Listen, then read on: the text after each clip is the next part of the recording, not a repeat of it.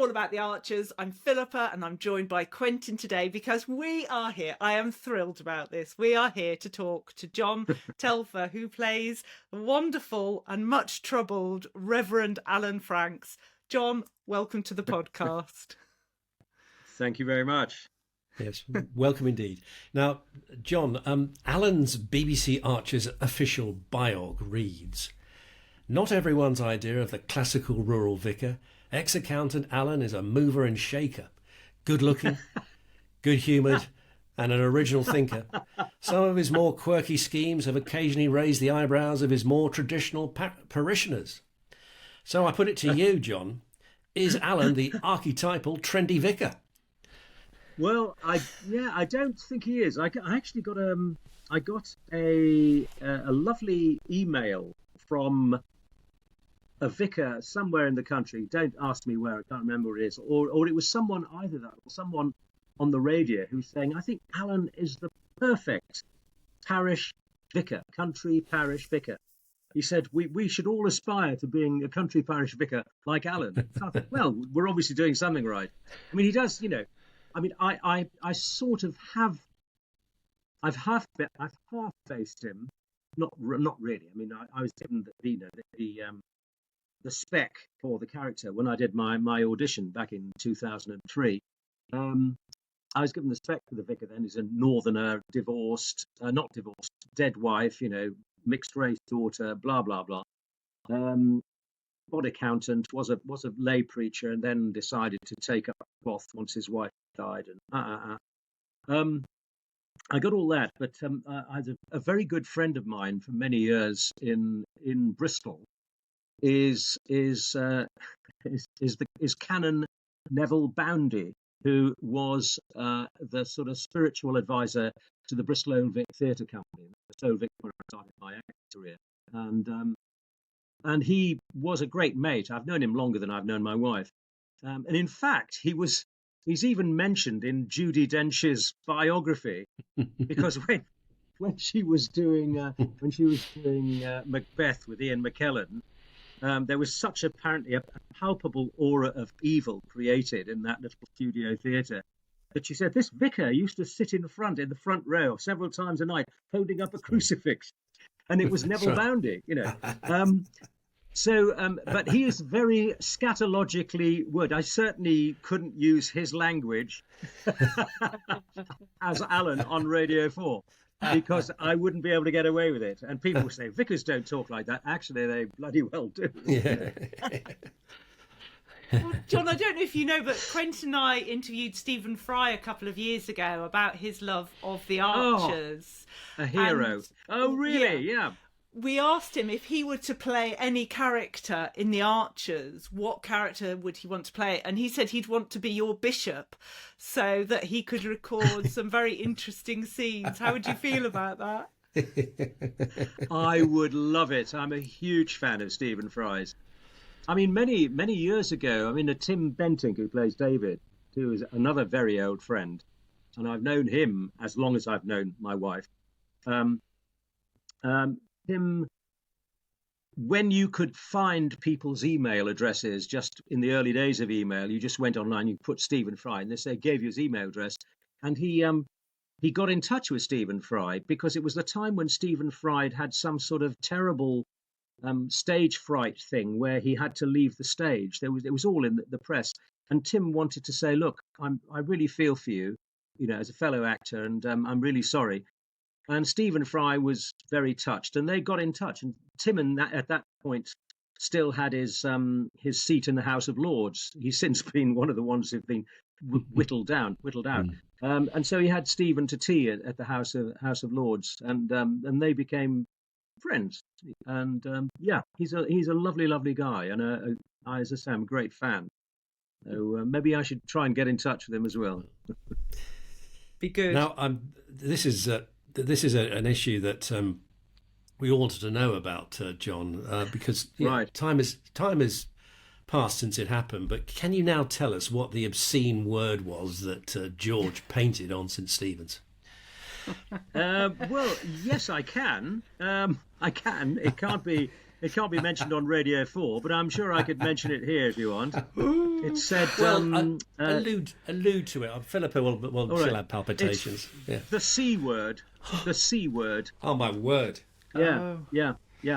Robert Titchener is a... Right. Has that been washed off now, John? It has been washed off. I've saved the script, though. I've saved the script because it's the only time I've ever seen it in a Radio 4 script ever in all my years. And I've been doing radio since 1977 in one way or another, very plays and stuff. I've never ever seen it written in any script apart from that Archer script. Wow. So it could become, who knows, Antiques Roadshow in 30 years' time. It might be worth a fortune. Who knows? Well, it could be as valuable as Diego Maradona's shirt, Hand of God shirt, couldn't it? Yeah, was it? How much that went for a fortune, didn't it? Millions. Yeah, I mean, millions. Can you understand why? I always think. Sorry, this is probably the vicar part of me, I suppose. But I always think, if you've got that much money, why don't you go and build a shelter for the homeless or something? Why are you wasting money on a bloody football shirt? I think it's obscene. I'm sorry, I really do.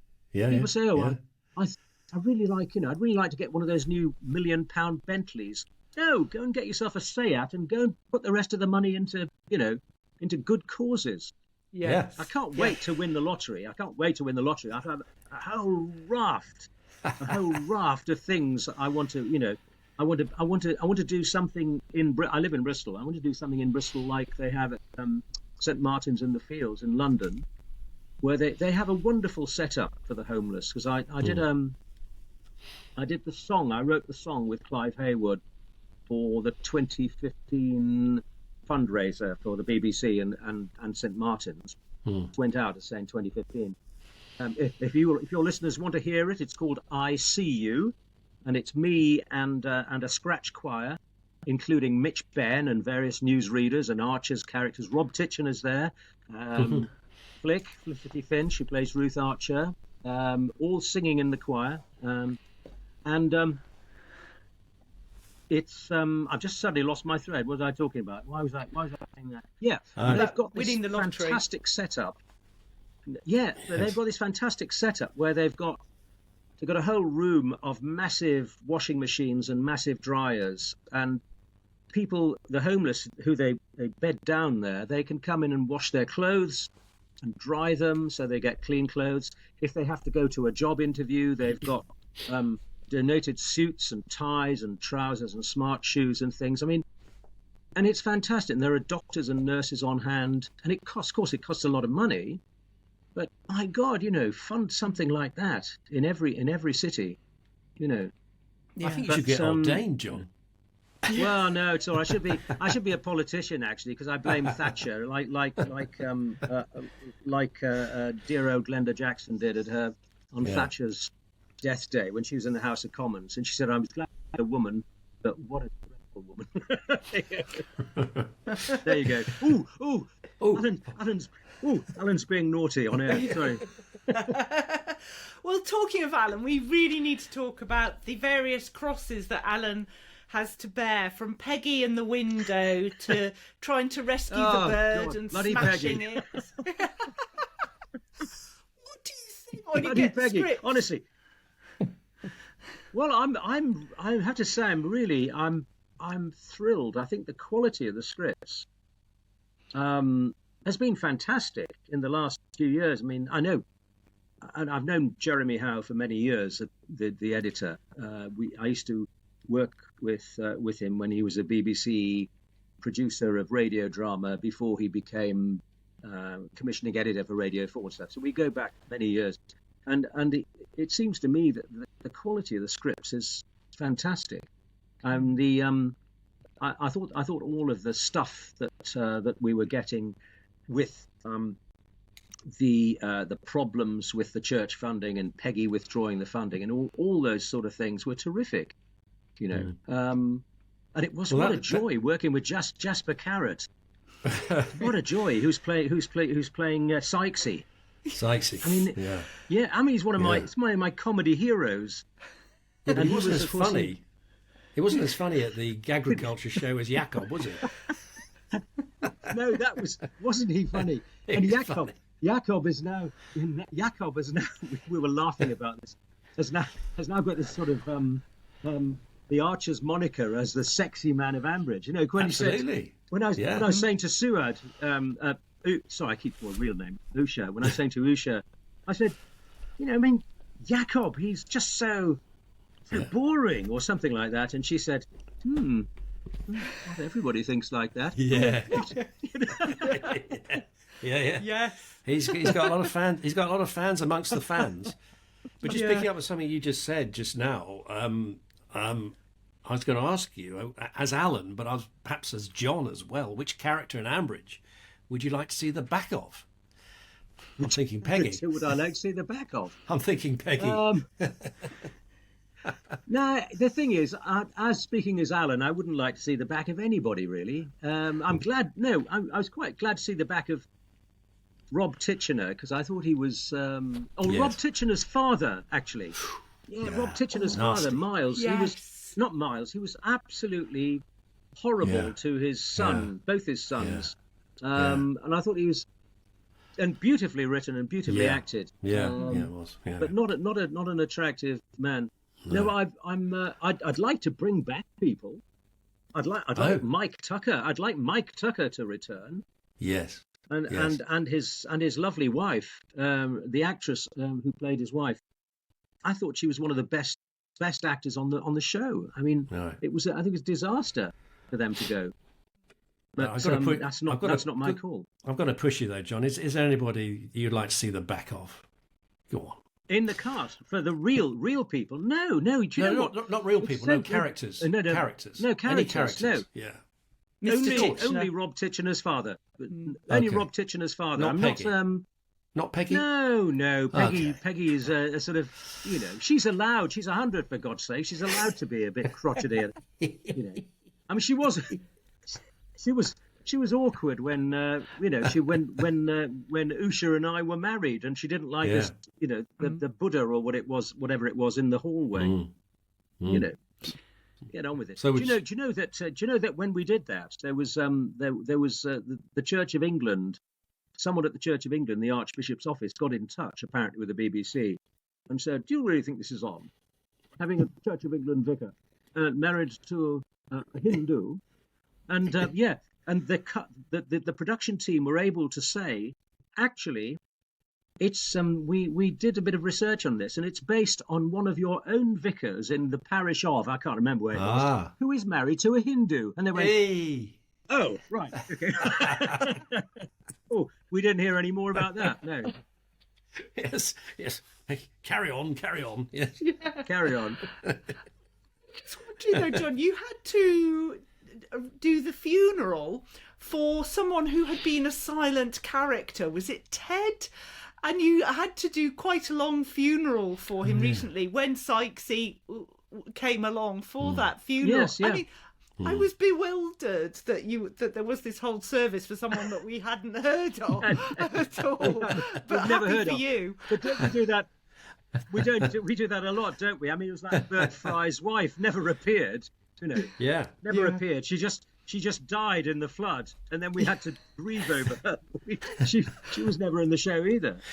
There's a whole raft of there's some rather outre, sexy woman who's a pain in the neck somewhere in the village. I can't remember her name now. Who keeps interfering in things, and she's not a character either. Very strange. It was just an opportunity to get Sykesy's jokes in, really. I suppose. Are you referring to Sabrina Thwaite? It could be Sabrina Thwaite. Yes. Yeah. With a name like Sabrina, you think of Sabrina was a 1960s female sexy icon, wasn't she? Sabrina, something like that. But she has been totally silent, hasn't she? Everybody wants to hear from Sabrina. Totally silent for a while. No, I know. We need to hear more from Sabrina, I think. We do. We do. I'm curious, what does St. Stephen's look like in your mind's eye? Paint a picture for us as Alan. Yeah. It's a little bit, I suppose, because I've been stuck my head in so many country churches. I haven't really settled on how old it is. I think it's probably 15th century, something like that. So it'll be sort of miniature Gothic. It's little, wooden pews. Except we wanted to get rid of those at one point and put chairs in. And we did, didn't we? Get rid of the pews and put chairs in. That was a big sticking point with Bruce, I think. Knowing Alan, probably, yes. Well, originally churches had, sort of concerts and things like that in them, and people had political meetings in them and all sorts of things over the centuries. It's just the Victorians who made it all very closed in. So it's quite a small nave. There's a tower, of course, and some lovely stained glass, some of which I broke with my stupidly climbing up the ladder to But apart from that, I think it needs another stained glass window, John. Maybe with Seren and Nova on mentioned in it. Oh God, dreadful. Dreadful names. Why does nobody have real names anymore? Like John and Quentin and Philippa and things like this. I mean, Sarah and Nova. God, Bennett. Good dear. There should be a law. Isn't there a law in France against it? You can only give people names. I think it's in France or Germany. There's a law that you can't use silly names. They have to be on an approved list. Well, as long as Alan continues to resist this dreadful stained window, that's the main thing. We hope. I mean, we've talked about You've talked about some of the scenes that are memorable to us, John, that Alan's been involved in. But when you think back, 20 years you've been involved now as Reverend Alan. What are the real standout moments for you personally? I really liked the drug story that I did very early on about the drug addict Luke, who came to live at the vicarage, and there was and I wanted to get a drug rehabilitation centre in the village, and there was some opposition, and I had to bang the table and get angry at one point. And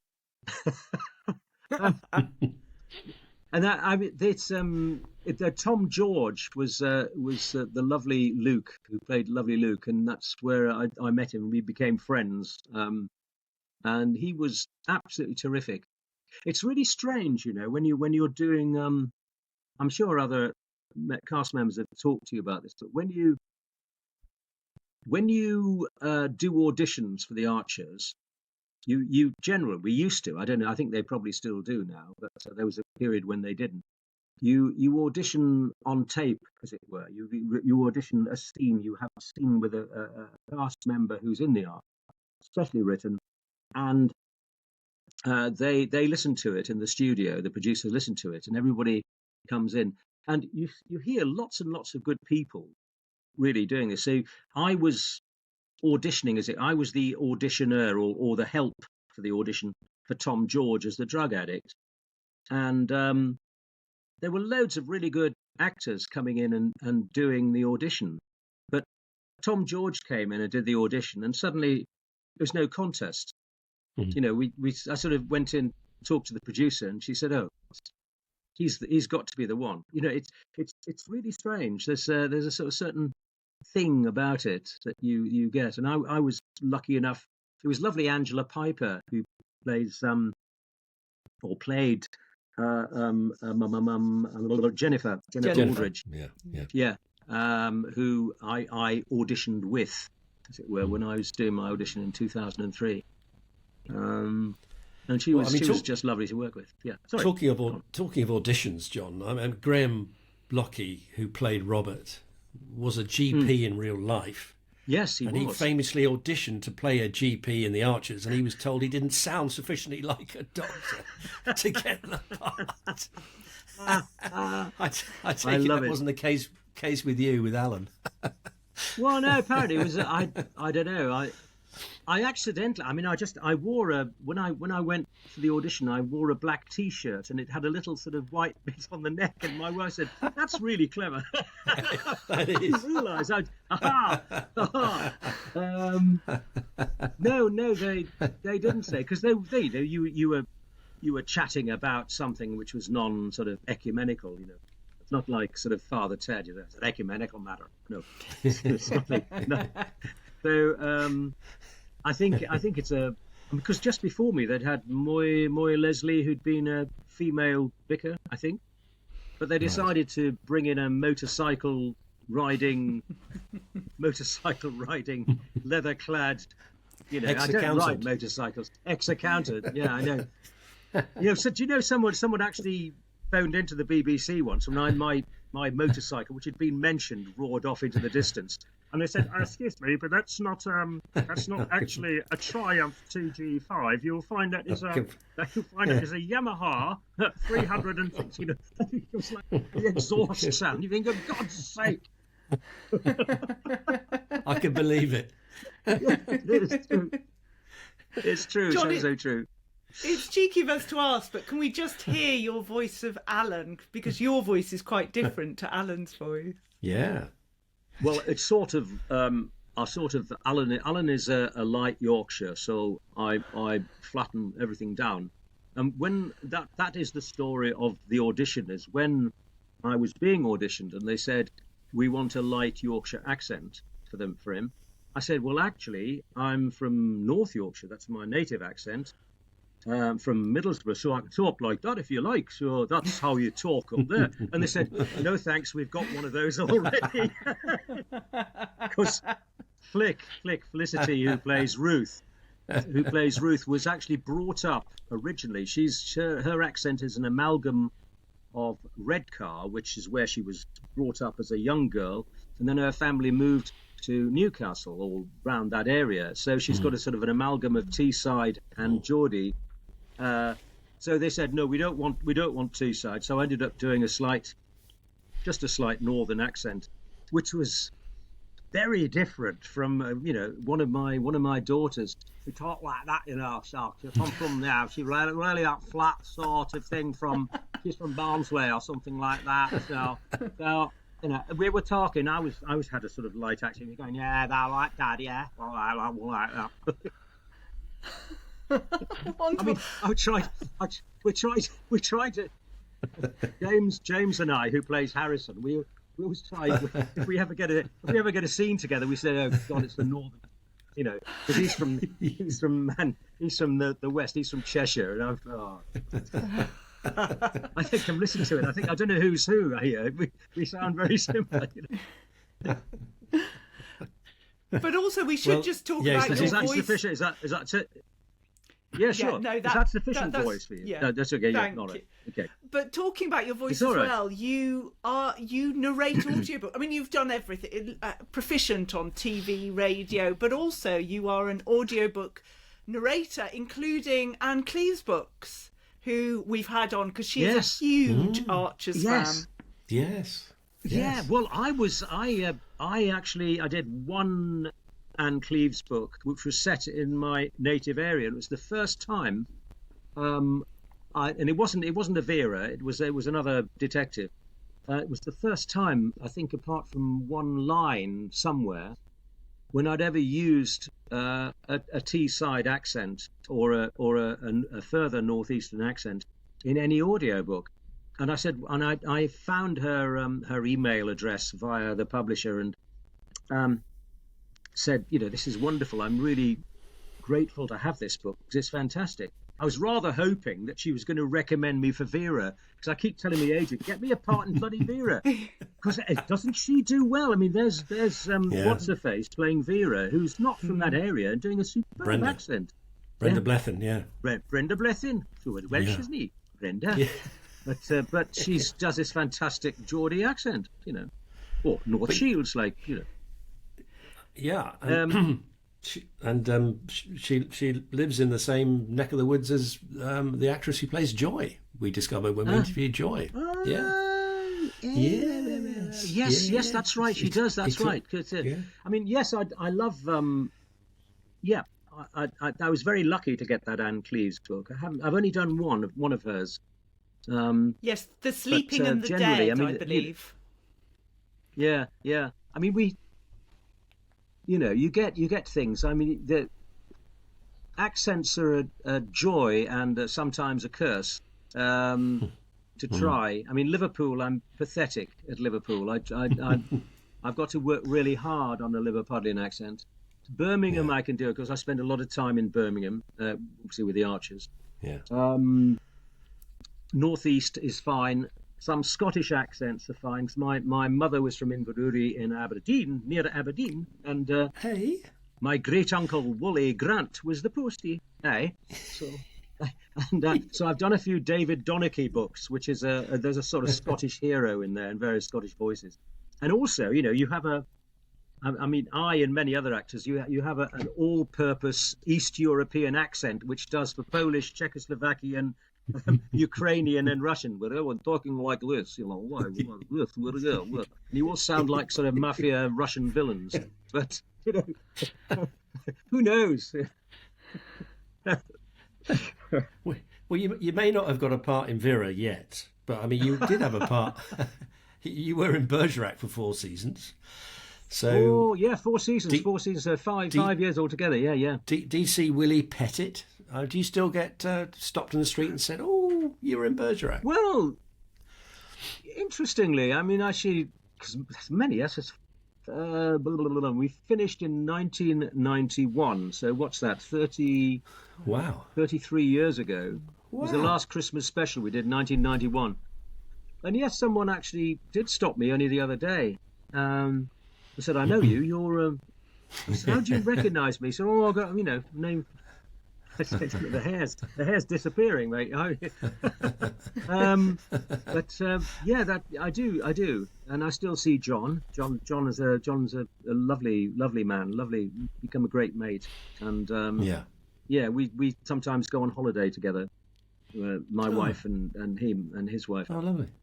It is really nice. Lovely. Can we just talk about Amy, because she's not on that often, but Amy. The affair with Chris, and what do you hope for Amy?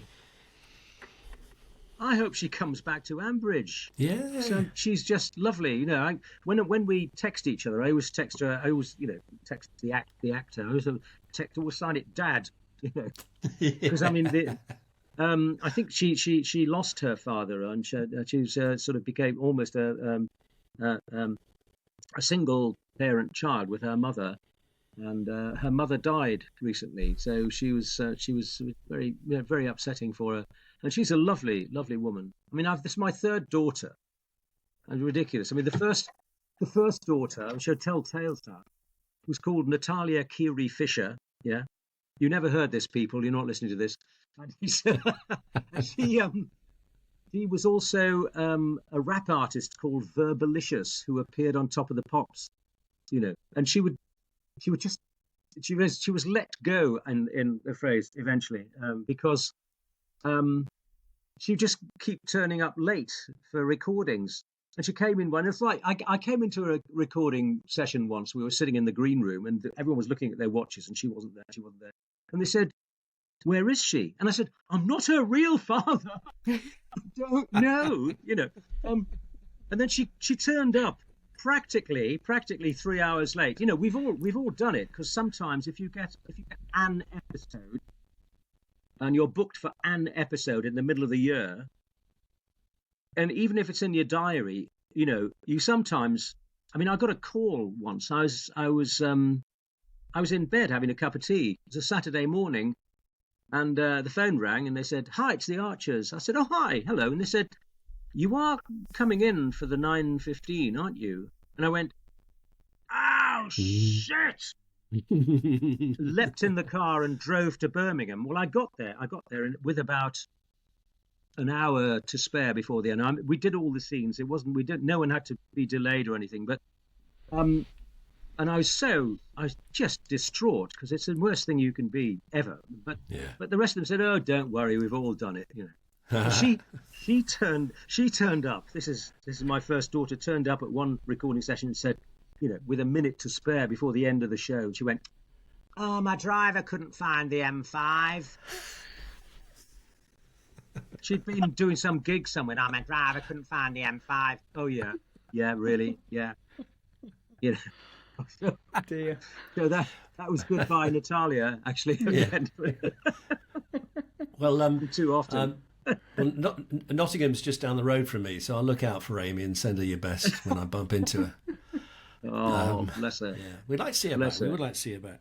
Yeah, I you would as well. Yeah. You mentioned music just then. Because are you still heavily involved in singing and composing and music generally? Yeah, I'm heavily involved in singing. I sing with the Bristol Choral Society with my wife. In fact, we're prepping Verdi's Requiem at the moment, which we're doing with a 60-piece orchestra. Wow! In the middle of March in Bristol, and I stopped. I used to front a Bristol rock band called AFGM, formerly known as A Few Good Men. And, yes. Have you stopped that now? Oh. Yeah, 2012 or something like that. It just, we worked all the time. We rehearsed solidly every Sunday, whether we had a gig or not. And I was missing my children's upbringing and all sorts of things. Well, And your I was real getting very children or busy. your fictional My children? real children, yeah, the real ones, yeah.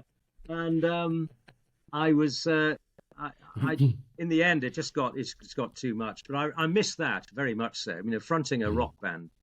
But also, fronting any sort. Oh, sorry, fronting any sort of band. I did front a big band as well before that, back in the 90s, occasionally called the Veronica Big Band. And I tell you, standing in front of a big band in your suit, singing Sinatra standards, with those wonderful orchestrations, those Nelson Riddle orchestrations blaring behind you, it's a bit like going to heaven for me. Anyway. Yeah.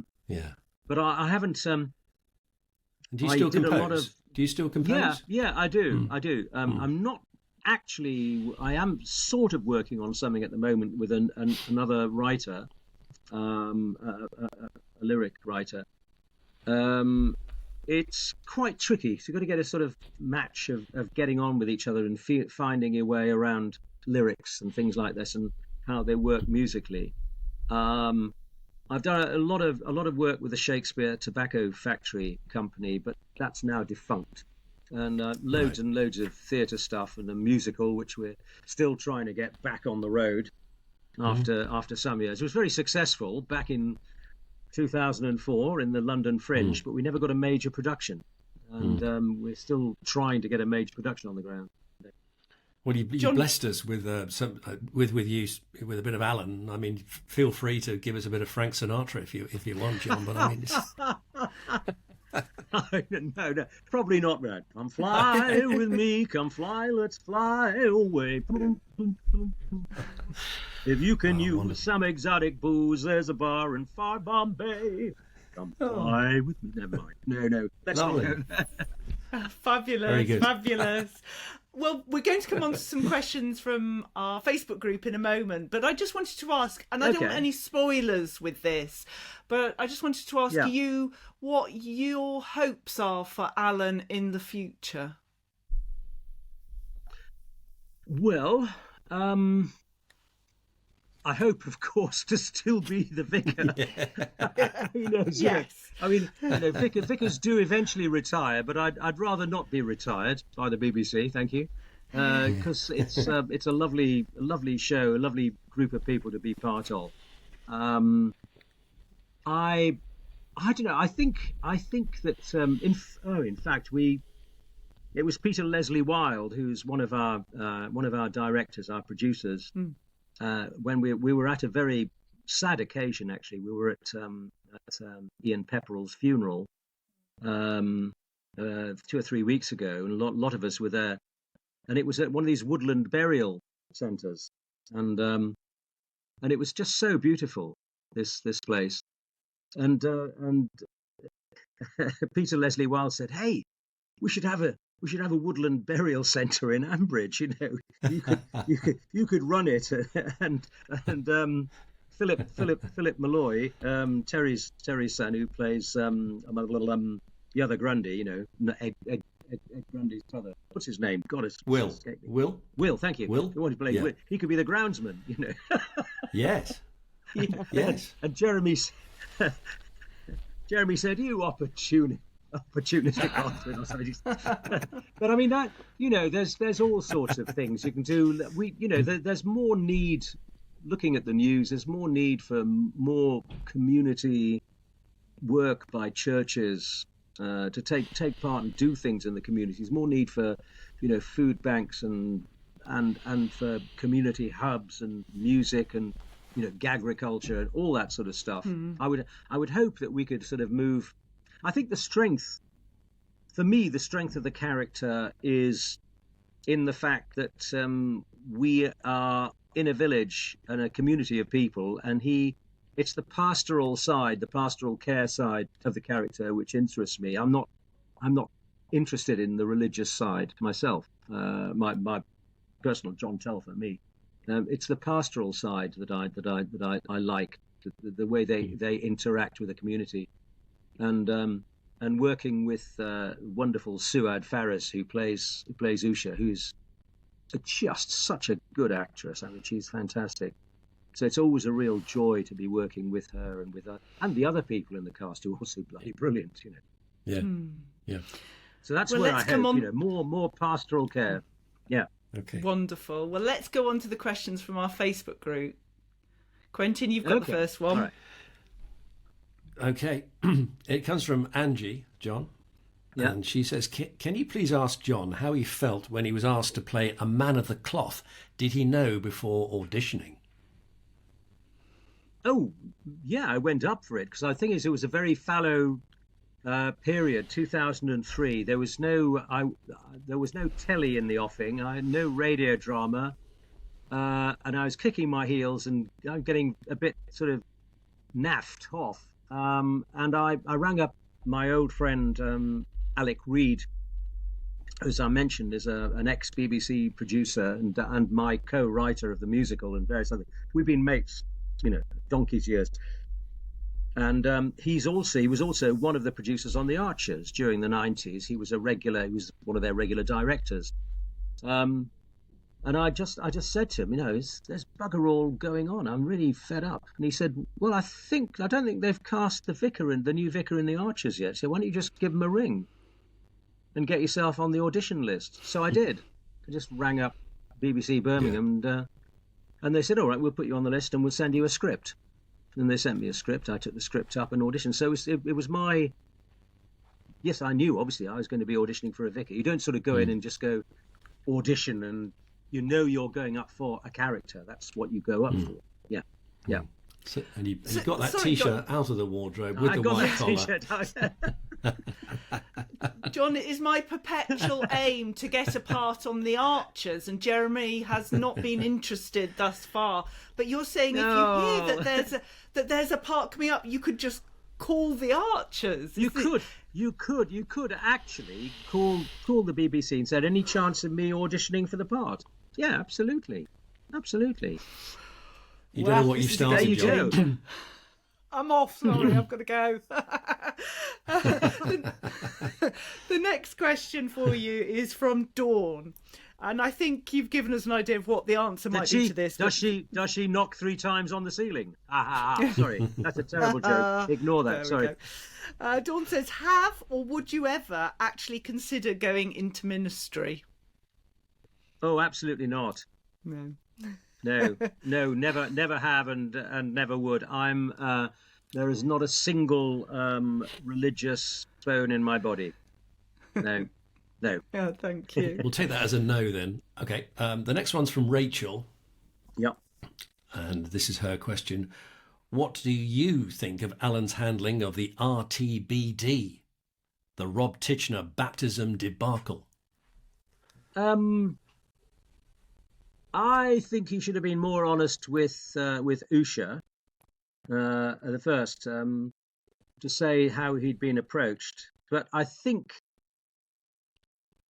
he did the right thing because that's what he's supposed to do as a vicar. And he very rightly said, I'm not going to do it, and put it into the hands of another vicar to do it.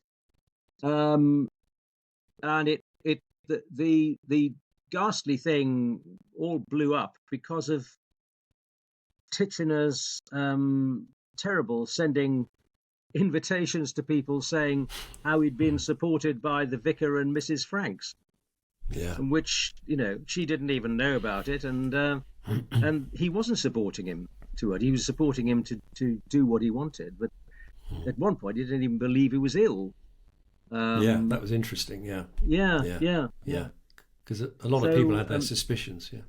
Absolutely. But it was a phenomenal scene at the actual. You've alluded to it already. The actual funeral and the horrible father and oh God, the father. and I thought a really touching thing.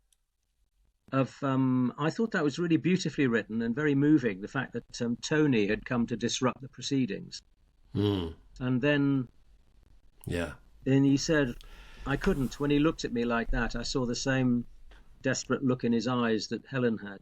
Don't touch me. Don't see me. How could I do that? His father's already punished him all his life. I thought that was a really beautiful. I agree.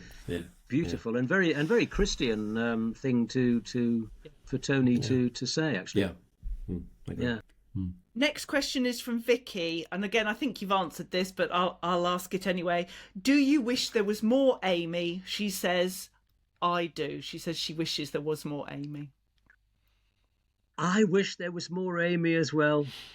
We love our Amy. Yeah. It'd be lovely nice to have her back in the village, creating havoc with Christopher Carter. I think it'd be great. Well, now Alice is off with Harry. What's the problem? Very true. I mean, is Alice going to get back up with Chris? Because I don't know. After all that terrible, that was beautifully played, wasn't it? That thing with the mother and all that sort of stuff. Finding out she was an alcoholic and her being in pieces, and then saying to Harry, "Don't, I can't be doing this." Eve's an interesting one. I think very interesting. Very, very interesting. Okay. This is from two questions here. Well, one's a statement and then one's a question. The statement comes from Maria. She says, "Gosh, John Telfer in Bergerac was one of my first crushes when I was a teenage girl." Give me a phone number.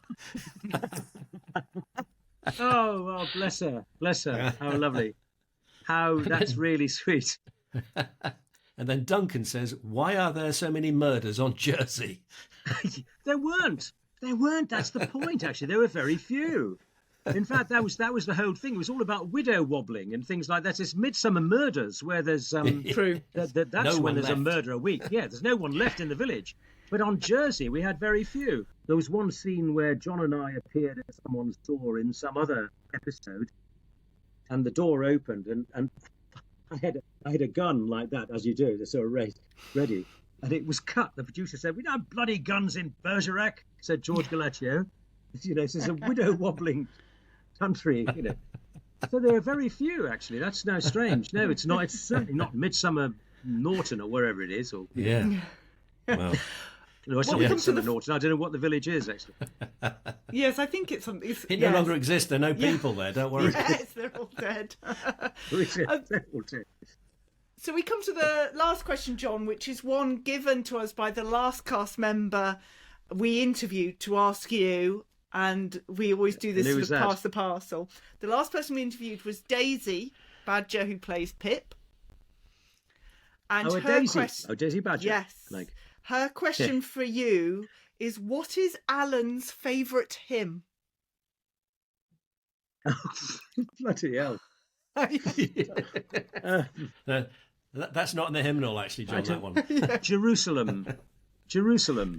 Excellent. Excellent. I think there's got to be Jerusalem. It's wonderful hearing all about your extensive range of different sort of performances and characters and all that you do, and particularly to talk about the Reverend Alan Franks, who we love so much. John Telfer, thank you so much for joining us. Yeah, thank you very much, John. Thank you, Philippa, and thank you, Quentin. It's been a delightful thing talking to you two. Thank you.